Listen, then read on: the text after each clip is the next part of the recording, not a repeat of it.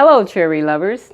I am about to introduce you to the most delicious, mouth-watering, melt in your mouth, soft batch sugar cookies you have ever tasted. And if you try this recipe, I can assure you, you will never use another. So stay tuned. Okay guys, let's get started. We're going to begin with the ingredients. We have 3/4 cup of butter, which is equal to 1.5 sticks. We have 1 cup of sugar, 2 eggs. You're going to use a teaspoon of salt, also a teaspoon of vanilla, also a teaspoon of baking powder, and 2.5 cups of flour. Also, I want you to know that you can double this batch. It works perfectly. There's a lot of recipes that I have tried, and when you double them, they don't turn out so hot. But this one you can double. And you're going to see when I'm making this recipe, I'm going to be using double the ingredients because it's that time of year again. And I'm making my famous soft batch cookies because everyone loves them and I give them out for Christmas presents. So I'll be right back. Okay guys, now we're going to put all the ingredients together in the bowl, which is the easiest part.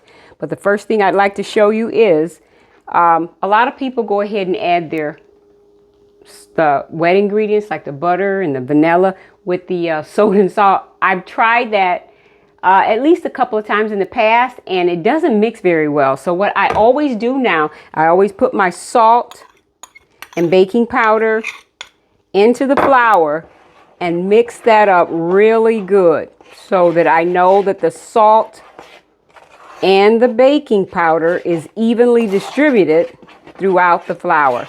That only takes a few seconds just to mix that up really good. And there you have it. Now we're going to set this aside for a second because you're going to add the flour in last. You're going to put all the other ingredients in the bowl. And remember, I'm doing a double recipe, so if you see more than what I've given you the ingredients for, you'll know why I'm actually making a double batch of cookies. Okay, we've got our sugar. And what I'm going to do here is, I don't want to get eggshells, so I'm going to crack each egg and put it in there, making sure that there are no eggshells. Because I have actually done some baking and actually had eggshells in my mouth, so we don't want that. And I actually got this tip from one of the watchers of one of my videos, and I thought that's a great idea. At least that way I know that I absolutely will not get eggshells in my recipe. Okay, now we're going to add in the vanilla, and then I'm going to attach my paddle, and then we're just going to let that mix up. That mix up a little bit, and then we're going to gradually add in the flour. You don't want to add the flour too quickly. One of the reasons every time with the KitchenAid, when I add too much flour, it goes everywhere. So we're going to add the flour gradually, and then at the end, it gets pretty thick when you're making this sugar cookie batch. So I'm going to show you what to do with your last cup, 1.25 cups flour.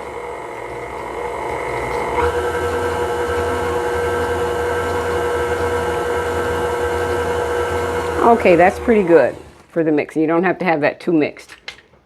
Then turn that just a hair. And then we're going to gradually add in the flour. And you can probably put about a cup, 1.25 cups at a time.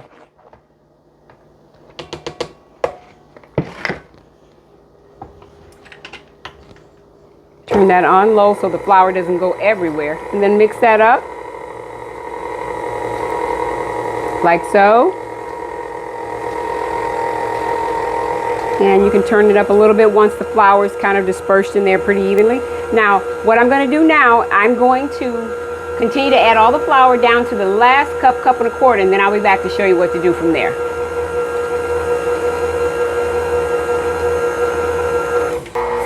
Okay guys, we're down to the last little bit of flour. We're going to turn that off. And what you want to do because this is really thick at the end. Now, if you have a KitchenAid, you do not have to do this. I repeat, if you have a KitchenAid, the KitchenAid is powerful enough to mix it up in the end. But if you have a handheld mixer, it's going to be kind of difficult to do by hand. So I'm just going to show you the last cup of flour that you have left. You want to add that in there. And let me get as much of this in there as I can. And I'll show you. Okay. I'll take this off. Put that right there. Now, I put that in there. I'm going to take this bowl out of here so they can see. Put it right here. All you want to do is, because this is really thick with this last cup, you want to mix that up until you can no longer see any flour. Doesn't take very long, maybe 3 or 4 minutes, maybe a little less, but just stir that, keep reaching down to the bottom, turning it over until you don't see any more flour. And then when you get done mixing that up thoroughly, completely, all the flour is mixed, I have a bowl that I actually make 6 batches, and I fill the bowl and I stick it in the refrigerator. But you're going to mix this up thoroughly. That's looking really good. Make sure all the flour is mixed up. And once you get all that flour mixed up in there, completely mixed, and again, this is thick, and that's why you mix the last little bit by your hand if you don't have a KitchenAid. And then we're going to take this bowl. As you can see, I've already got a batch in there, but you just want to take this, empty all of your dough into the bowl, and then you want to set it in your refrigerator for 4 hours. I'm not going to empty that there. It's going to take a little time, but that is really simple. So now you empty all of that dough into that bowl, wrap it with some saran wrap, and sit it in your refrigerator for 4 hours. It could maybe take 3, depending on how cold your refrigerator is or what all you have in there. But put that in the refrigerator for 4 hours, and then I'm going to come back and show you how to roll out the most soft, delicious sugar cookies you have ever tasted. Okay guys, my cookies are ready, but before we start on the cookies, I want to share with you one of the best cream cheese frosting recipes ever. I've tried a lot of different cream cheese frosting recipes, and this one I call my cream cheesy frosting mix. So it's really, really simple. But the only thing you do is take your 8 ounces of cream cheese, drop that in there, and you are going to use 1/4 cup of butter, which is 4 tablespoons of butter. And we're going to use 1 package, or 1 16-ounce package of powdered sugar. And the 16-ounce package, in case you buy the big bags, because I buy the big bags, measures out to be about 5 cups of powdered sugar, 16 ounces. So you're going to gradually add in, let me get a spatula, because we're going to wipe the sides down periodically. And we're going to gradually add in our sugar. But right now we're going to put in a teaspoon of vanilla flavoring in here. And then we're going to mix that up. Okay. And of course you don't need a KitchenAid, but it is a lot. It works a lot faster, so we're just going to mix that up. This probably takes about 2 to 3 minutes to get it nice and creamy, and you want it to get nice and creamy before you add in the sugar. So I tell you what I'm going to do. I'm going to go off camera and let that get nice and creamy, and I'll be right back. Okay guys, as you can see, that's nice and creamy, and that actually did not take 2 minutes. It took about 1.5 minutes. So we're going to turn that off, and we're going to gradually add in the powdered sugar. And remember, do not put all of it in at once. And what I try to do is put in 3 heaping 1/4 cupfuls at a time, and then try to push that toward the center. so that it doesn't go everywhere. And then I just put that on a stir. On my KitchenAid, the first button is a stir.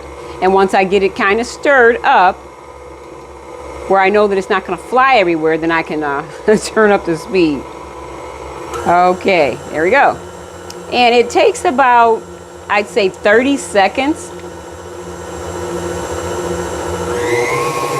to get it nice and creamy each time. And one thing you want to remember, make sure you scrape down the sides. It's very important to scrape down the sides on this because you'll see a lot of sugar that's clear up here. So once you get into a nice creamy consistency, get your spatula, go in there and scrape down your sides. Okay.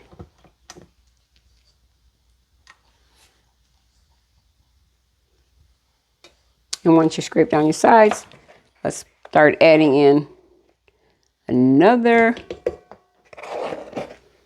3 heaping quarter cupfuls. And then we will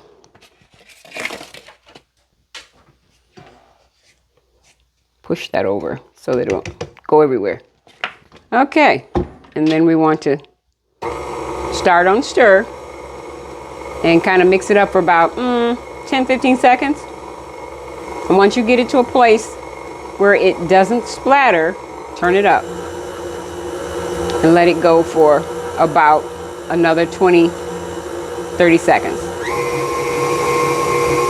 Okay, so what I'm going to do is I'm going to add the rest of the sugar in there, get that all nice and mixed up, and then I'll be right back.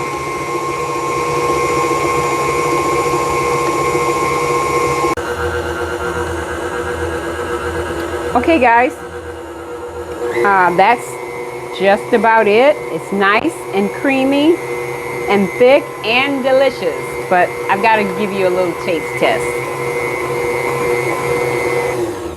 Okay, remember this is I've called it this myself. I named it that, my cream cheese frosting. It's so rich and so creamy. It is so delicious. So now this is the frosting that I'm going to use on my soft batch sugar cookies. They're already ready. And we're going to go over to the other side and we're going to get started on making these cookies. But try and remember now, some of the cookies you do not have to frost because they are that good. When I said that they melt in your mouth, delicious, they are. So some of my cookies I frost and some of them I don't because Larry prefers some of them frosted and some of them not frosted. And so does some of my kids and grandkids. They love some of them frosted and some of them not frosted. But I'm going to show you what I'm using over here. Flour for my flour board. And I'm using for my cookie cutter. This makes the perfect roundness. You want to cut your cookies, or this one, they're both the same in the size. You want to cut your cookies about 1/4 inch thick. And that's the perfect size. You don't want them any thinner than that. So try to pay attention and you can guess that. I mean, it doesn't have to be perfect, but about 1/4 inch thick. Now, what we're going to start out doing, we're going to pour some flour on my board here. And I'm going to spread this out. And you may be thinking, well, where is her rolling pin? I'm not going to use a rolling pin, though I have a rolling pin. And the reason I'm not using a rolling pin for this is because I'm using such a small area and I'm making a small number of cookies at a time. So I don't need to roll it all the way out. And what I am going to use to roll it out with is this glass over here. And what you want to do is get your good size piece and put some flour on your hands. There's my good size piece. And then I simply roll it out. I want it to get it about 1/4 inch thick. And it takes a little time. You could try rolling it out with a rolling pin, but I find that this is a lot easier to make sure that I get it about 1/4 inch thick. Now, for not to take up too much time on the camera, all I do, press that there, and look at that. You can see that? That's about the thickness that you want it. And Let's do a couple more. And sometimes that takes a little longer to come out. That's okay. And we'll do one more. So you get the gist of what I'm trying to show you here. And as you go along, you just take the piece that you have left over, and you will have some left over. And you can make those a lot bigger than that little small area, and which is what I'm about to do. But I just wanted to give you a picture of about the thickness that you want it and the shape and the size. You don't want to make them any bigger than this. For some reason, this side is so perfect. And I think this probably measures about 2 inches.